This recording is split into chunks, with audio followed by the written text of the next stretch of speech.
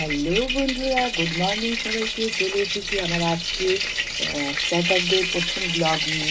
দেখো আমার আজকে রান্না হচ্ছে, এই দেখতে পাচ্ছি গাজরটা দিয়েছি একটু, মানে সাদার মধ্যে বেশ কালারটা দেখতে সুন্দর লাগছে, রঙিন।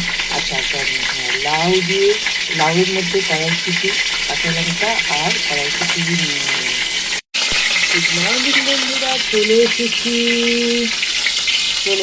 আমার আজকে প্রথম ব্লগ নিয়ে, স্যাটারডে প্রথম ব্লগ নিয়ে। দেখো এখানে হবে একটা হচ্ছে লাউয়ের মধ্যে কড়াইশুঁটি আর গাজর দিয়েছি, একটু কালারফুল দেখতে হবে কাঁচা লঙ্কা দিয়ে।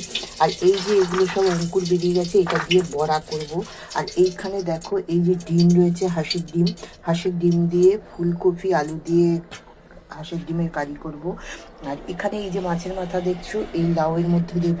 আর এখানে দেখতে পাচ্ছ এই যে মাছ, এই রুই মাছ করব। এই হচ্ছে আমার আজকের আইটেম।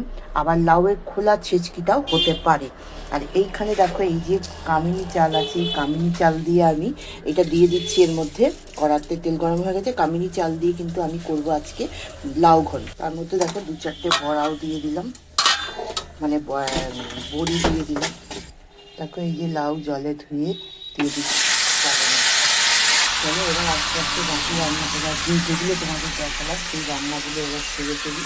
চলো টাটা, থ্যাংক ইউ।